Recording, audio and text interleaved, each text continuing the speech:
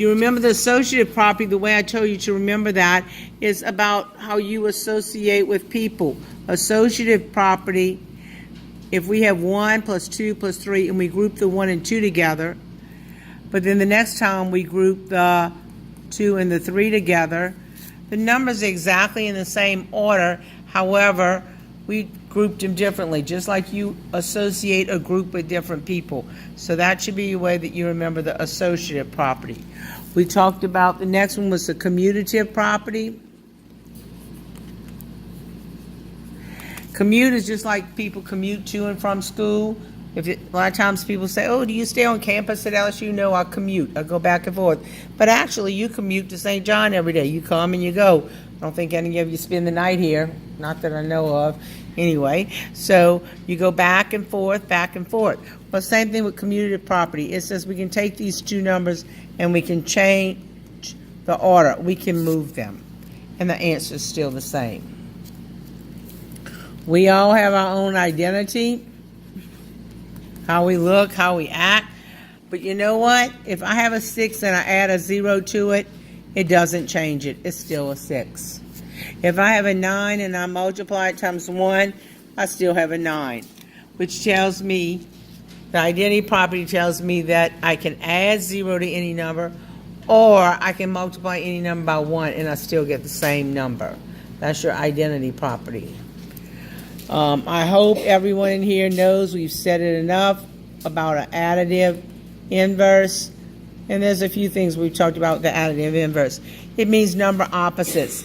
The additive inverse of -8 is +8. If you have 0 on the number line, you move left. You end up at -8. If you were to go 8 units back, you go forward, you go +8. You go forward +8 and you back up 8, you end at 0. When we combine additive inverses, we always get 0. The next part should be very easy. It's base and exponent. So if I have 6 to the second power, my base, the bottom number, is 6, and my exponent number is 2. You should know that. If we talk about expanded form, we did 12. If we break it down into 3 times 4, and then we break the 4 down into 2 times 2.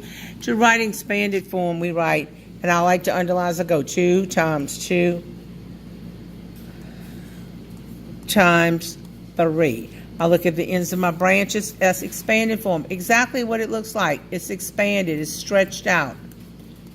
If we were to write with exponents, we'd have a base times, with the exponent times another base. And just a regular old number, we call it, for obvious reasons, standard form. So we have standard, we have expanded, and we have exponential or with exponents. Okay, lines of symmetry. I think when we did that, everyone really understood it. But we can take a letter like A, and there's a way that we can draw a line through the A and splits it so that both sides look exactly alike. Therefore, it's a line of symmetry. Would this be a line of symmetry for an A? No, because they doesn't look alike. Now take the letter H, and you really can have more than one line of symmetry. We could draw down the middle, or we could draw across. Well, on the line, it's not quite. All right, do you see how a figure or a letter can have more than one line of symmetry? Okay, good. All right, list all the factors of 24. Now, notice that's not a factored tree.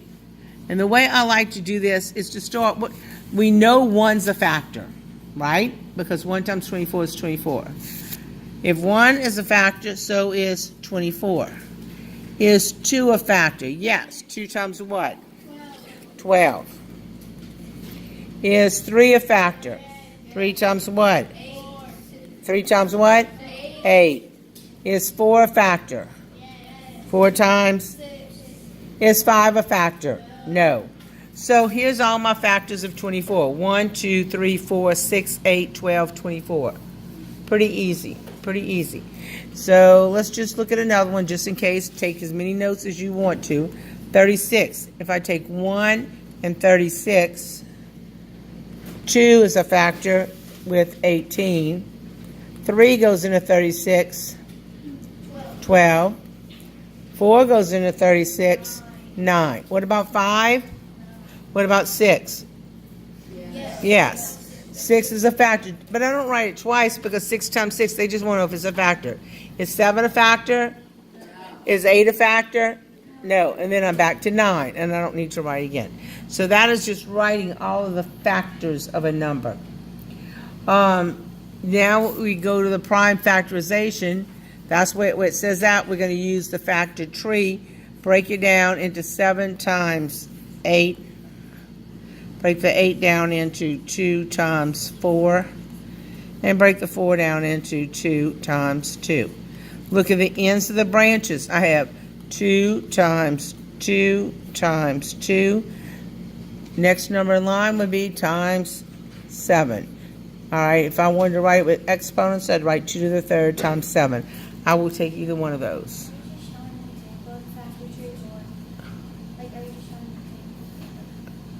Is that it? Is that your question I asked you? Yeah.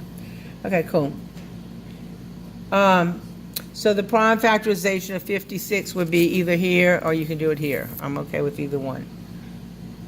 Write 120 in expanded form. Well, to write in expanded form, we first have to do a factor tree. I like to, there's a lot of different options. I like to kind of get numbers close to the same size so that my little branches kind of look balanced, but it doesn't have to be. You can go in any order you want. And make sure, and this is why I do it, I'm saying it again and again and again, I look at the ends of the branches for my lowest number, 2's. 2 times 2 times 2. Next number, times 3. Next number, times 5. If you want to write 2 to the third times 3 times 5, that's okay too. Okay? That was 120. Going back, it said write it expanded form, and then it said write it with exponents. So we really did it. We jumped on to the next problem. All right, the next one I keep saying ever since forever, it seems like I still have trouble, and it's divisibility rules. How do I tell if a 2 is a factor of a number? If it ends in, okay, if it ends in 0, 2, 4, 6, or 8. How do I tell if 3 is a factor of a number? A little trickier. How do I tell if 3 is a factor of a number? Why are we having to stop to think about it, Josie? Yes, so if I have a number like 123 and I add up the digits, 1 plus 2 is 3, plus 3, the sum of the digits is 6, 3 goes into 6 evenly, so 3 is a factor of the number. And it doesn't matter how long the number is. It could be like this, and you can start adding. 2 plus 7 is 9, and 3 is 12, and 6 is 18, and 5 is 23, 4 is 27. Can 3 go into 27? Yes, then 3 is a factor of the number. Or you can still add them up until you get to a one-digit number. Is 3 a factor of 9? Yes. All right, let me jump ahead for 1 second. We're going to come back to 4 and 5 1 second. Let's jump ahead to 6. If both 2 and 3 work, then 6 works. In other words, if it's an even number and 3 will go into it evenly, then 6 will go into it. So if both 2 and 3 work. Going back to 4, it doesn't matter how long the number is. Matter of fact, you could act like you're magical with your friends and tell them to give you a number, and you pick the last 2 digits. If the last 2 digits are divisible by 4, if 4 is a factor of the last 2 digits, then the number is divisible by 4. 5, you should know that one. If the number ends in 0 or 5, 5 is a factor. We just said 6. What did I tell y'all about 7? Nike. What does the Nike commercial say? Just do it. Right.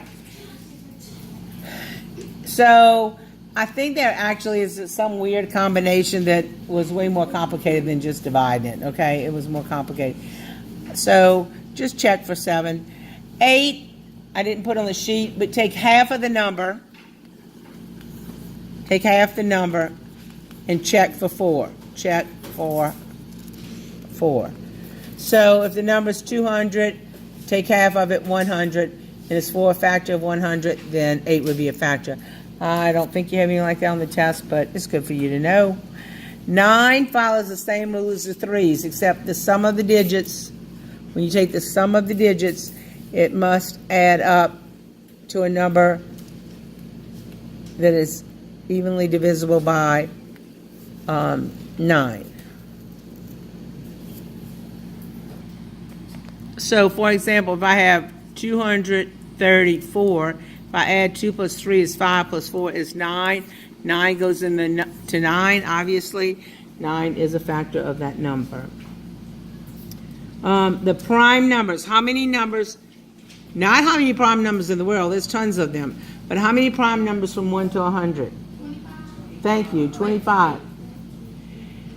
Now, what do we mean by prime? By prime, It can only be 1 itself. very good. And so we can say that it has exactly 2 factors. 1, I heard someone say it, and itself. We don't use that in a factor tree because we'd be there till tomorrow going like 12, 1 times 12. Oh, let me break down 12, 1 times 12. Let me break, okay. But 1 in itself. Now, composite, think about like the word compound, you put things together, right? Composite has more than 2 factors. It must have more than 2 factors. I'm trying to talk and write, and that's not working. Has more than 2 factors. And every number is going to have 1 in itself. So if it goes 1 in itself, like 24, I don't have to know how many factors it has. I just have to know that it has another one more. So 2. Okay, well then it's composite. Which brings me to the next question. What about the number 1? One's neither. Neither. Because it doesn't work. It doesn't have 2 factors, does it? The only factor it has is itself, 1. And if you say 1 in itself, well, 1 is itself. So that's a problem. Composite, it doesn't have more. So 1 is neither prime nor composite. And on your sheet, I meant to write 14 through 17. You see right there? It says, is 0 composite or prime? Change that to is 1 0 composite or prime. And the answer would be neither. Neither. Okay. But change that question to 1. Make sure you have it on there. All right. So now we got to talk about these 4 words that you hear, and I think you hear them every year. Mean, median, and mode. And range. And they gave us a set of data, which was 5, 9, 2, 6, 2. Okay, what's the problem with looking at for those words with the way I have the numbers written? Right. Now we can find the mean, which is the same thing as the average. And I am a teacher, but I'll go, oh, the mean teacher found my average. The teacher really isn't mean, but it's a good way to remember it. All right. And for mean, we add them all up, 14, 16, 18, 24. I think I did 14. And then we have 5 numbers, so we would divide 5 into 24. And you would get 4 and 4/5. Now, so for mean, we didn't really have to put them in order. However, if I'm doing this math, I'm trying to make my life as simple as possible so I don't get confused later on. I just kind of start off by putting them in order. Even though it's for mean, 2 plus 2, 2 and 2 and 5 and 6 and 9. Of course, you still would have gotten 24. You still would have got 4 and 4/5. But at least I'm ready for the next one. What's the median? 5. It is in the middle. Just like on the highway, there's a median. We call it the middle of the road. Just like that. Great. Median. But we have to put them in order when we find the median. What if we have an even set of numbers? The number between. So we could take those 2 middle numbers, add them together, and divide by 2. That would give us the number that's in between them. Or if you don't know in your head, like if we have a 5 in the middle, say if we would have had a 5 and 7. What number's between 5 and 7? 6. But guess what? 5 plus 7 is 12. Divided by 2 is 6. Okay? So your median is the same. Mode, most. Say it. Mode, most. Which one do we have the most of? Not the biggest number, the one we have the most of. We have the most 2s. So the median was 5. The mean was 4 and 4/5. And now we need the range. Now let's talk about the range. Once again, we need to look at them in order. The range is the difference between the lowest number and the highest number. What's the difference? Hint, hint, wink, wink, nod, nod. Is what mathematical operation? Difference. Subtraction. 9 minus 2 is what? 7. So the range is 7. You know, you might hear this on the weather, the range in temperatures. Like the weatherman might say, hey, today you're waking up and it's 70 degrees, but by this afternoon you'll reach a high of 90. What was the range? Well, 70 minus 90 is 20, a range of 20 degrees. That's a big fluctuation, right? On another day, it might be, ooh, it's hot already, 85 degrees, and it's expected to reach 90. Well, the range, it didn't differ that much, right? Just 5 degrees. That is your range. Okay, now some of this other part kind of repeats itself, so if I can get through some of this, this will be great. Changing mixed and improper fractions to equivalents. So if I have 2 and 3/4, and I want to change to an improper fraction, I like to draw. 2 times 4 is 8. Circle the 3 is 11/4. Again, 2 times 4 is 8, plus 3 is 11/4. Let's go in the reverse. 11, this means to do what operation? Divide. Free ride goes on the inside. All right, so here we go, and guess what? Way back where we started, 2 and 3/4. So we multiply a whole number times denominator, add the numerator, get our mixed number. 2 times 4 is 8, plus 3 is 11. Or we take this improper fraction, 11 divided by 4 is 2 and 3/4. All right, hold on.